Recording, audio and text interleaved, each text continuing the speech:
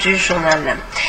Le chef de l'État, Joseph Kabila, a échangé ce mardi avec les patrons de presse. Au centre des échanges, la situation de guerre qui prévaut à l'est du pays. Le président de la République appelle ses animateurs du quatrième pouvoir à mettre en avant-plan les intérêts de la nation congolaise, et c'était à la cité de l'Union africaine. Des précisions dans ce reportage signé Blaise Aïna et Jacques Caboué. Ce n'est pas tous les jours que le patron des presses traverse l'allée de la cité de l'Union africaine. Compte tenu de la gravité de la situation politico-sécuritaire du pays, il est important ou même impérieux que le président de la République échange avec les responsables du quatrième pouvoir. Les intérêts de la nation doivent être placés au premier plan, peu importe les lignes éditoriales, insiste le ministre des Médias qui relaie le chef de l'État. C'est un message de sensibilisation que le président a adressé aux patrons de presse pour les amener à informer objectivement et avec responsabilité l'opinion publique congolaise mais aussi internationale sur les enjeux de cette guerre injuste imposée au peuple congolais auquel ils appartiennent, et surtout essayer de corriger les travers de l'image de la République démocratique du Congo qui est en train d'être construite de manière tout à fait méchante par certains médias internationaux parce qu'il s'agit de leur propre peuple, eux qui sont des responsables au plus haut niveau des médias nationaux. Côté patron de médias, on apprécie cette initiative du président de la République, Kibambi Shintoa, président de la NEAP, Association nationale des entreprises audiovisuelles privées. La joie de voir que le président a daigné accepter de nous associer à tous les corps qu'il a rencontrés en ce moment où le pays est en danger, qu'il ait décidé de nous voir pratiquement personnellement, même si nous étions en groupe, pour nous informer de l'état de la nation et nous mobiliser personnellement, nous rappeler à la responsabilité. Eh bien, cela nous est allé droit au cœur. Après plus de 3 quarts d'heure d'entretien, le sourire et l'engagement dominent l'atmosphère. Il y a une détermination. Le chef de l'État, englouti par les journalistes avant la photo de famille, insiste sur cette facilité des recrutements dont sont victimes les élites congolaises au profit des forces du mal. Après les politiques, l'heure est aux journalistes pour la sensibilisation et la mobilisation.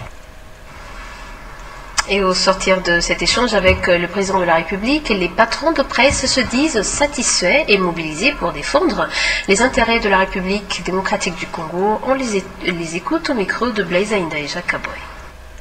Mais ce qui m'a beaucoup frappé, qui m'a fait, je dirais, pas de mal dans le sens que ça me fait de mal, mais ça me pousse à une prise de conscience, c'est quand il a dit que les élites congolaises sont facilement recrutables. Ça signifie quoi? Il y a des gens à qui on peut proposer de l'argent, avoir un discours contre le pays et contre les intérêts du pays. Ce qu'on voit ici chez nous, ce qui est frappant de voir qu'un grand pays, un beau pays, trop riche, et quand on parle de notre pays, on parle toujours du mal. C'est vrai, il faut quand même donner l'information. Il n'y a pas seulement que le mal. Je rends grâce à Dieu parce que comme pasteur, le chef de l'État était dans la Bible où il a donné l'exemple de comment il pense que nous, en tant que en tant que patron des médias, que nous puissions nous comporter. Il nous a donné cet exemple de ses parents, de ses papas qui étaient ivres, et son premier fils, quand il voit son père, il va se moquer de son père. Mais quand le deuxième fils, il vient, en tout cas, il a pris toutes les dispositions d'abord de ne pas voir la nudité de son père pour couvrir son père. Donc le chef de l'État nous a vraiment demandé à ce qu'on puisse vraiment soutenir notre nation. Mais je pense que qu'on soit de l'opposition, de la majorité, on est d'abord congolais. Quand on est congolais, on doit défendre d'abord le Congo avant d'avoir une certaine préférence. Parce que même si vous êtes de l'opposition et que votre pays est en train de courir un danger, vous n'allez pas offrir votre pays à l'ennemi. Vous allez défendre d'abord le pays et ensuite, s'il y a un débat démocratique, vous pouvez l'avoir entre vous. Ça, c'est pas un problème. Il a fait état de la situation du Congo. Il nous a expliqué avec transparence ce qui s'est passé par rapport à la situation de l'Est, des négociations qui ont eu lieu à Kampala, des rencontres qu'il a pu avoir aussi personnellement avec ses homologues chefs d'État. Et il était important pour lui de donner de la responsabilité aux propriétaires des chaînes de télévision, tout en leur rappelant qu'ils sont libres de garder leurs responsabilités nationales, en étant chaîne d'obédience du centre, de la majorité ou de l'opposition, mais de rester d'abord dans l'option de l'unité nationale du Congo. Nous sortons de cette réunion très satisfaits. Vous savez, Blaise Aïnda, il est un principe dans notre profession que le journaliste, avant d'informer, la première des choses, il doit être informé lui-même. Et nous sommes venus nous informer auprès de la bouche la plus autorisée. Les médias, c'est tout aussi un front. Et les 3 fronts énumérés par le chef de l'État ont besoin d'un accompagnement médiatique. La priorité aujourd'hui, c'est que le pays est en danger.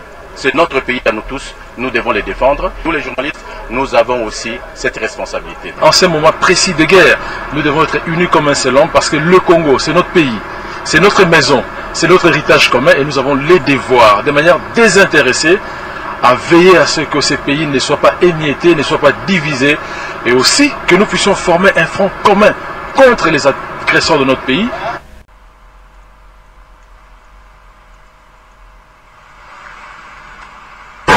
Question de négocier un tournant vers l'action du chef de l'État, encore moins pour que nos maisons de presse ou nos stations de radio, de télévision ou nos journaux changent de ligne éditoriale. Non.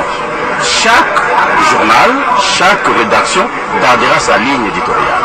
Vous savez, il y a un principe simple en journalisme. Avant de donner l'information, avant d'informer, on doit d'abord soi-même s'informer. Et je pense que la rencontre d'aujourd'hui, elle est très importante à double titre, parce que vous savez, le chef de l'État, lors de son adresse au Congrès, il avait annoncé qu'il s'était lancé sur 3 fronts. Le front diplomatique, le front politique et le front militaire. Mais tous ces 3 fronts ont besoin d'un accompagnement médiatique. Je crois que c'était une initiative extrêmement importante que le chef de l'État a voulu prendre en sensibilisant en profondeur les patrons des médias par rapport à l'enjeu, par rapport au danger qui guette la nation, le pays, afin que les médias nationaux puissent relayer le message de la cohésion nationale pour que l'intégrité du territoire, la nation, soit préservée. Parce que, comme il a dit lui-même, les militaires sont au front, d'autres sont en avant-plan dans l'élaboration des stratégies, il y a des officiers, mais une presse engagée pour la défense de l'intégrité nationale peut constituer une force dissuasive par rapport à tous les plans qui sont montés de l'extérieur pour dépiécer ce pays. Je crois que c'est important. Mais au-delà de cette communication, je pense que l'interpellation est allée droit dans le cœur des patrons des organes de presse qui ont été ici et qui ont été valablement représentés. Mais il faudrait, ça c'est notre souhait, le plus ardent, que la priorité dans la communication soit intériorisée comme une principale préoccupation dans l'action gouvernementale. Il a été question d'un rappel patriotique et d'une mise au point par rapport à toute la situation qui s'est déroulée à l'est de la République. Le président de la République a reçu les députés, les sénateurs, il a reçu aussi les patrons des médias pour leur faire rapport de cette situation. Qu'en est-il exactement et quels sont les dispositifs qu'il faudrait prendre sur le plan national? Et là, il a fait appel à la responsabilité nationale sur l'engagement de chaque média par rapport à son rôle de sensibilisation, d'éducation et de conscientisation. Je pense que partout à travers le monde, c'est cette responsabilité des journalistes, et particulièrement en cette période de guerre, qu'il faut également sauver la nation. Nous devons avoir un discours tel que la République doit être préservée, les intérêts de la nation doivent être préservés, et que le Congo, c'est comme votre maison, c'est comme ma maison,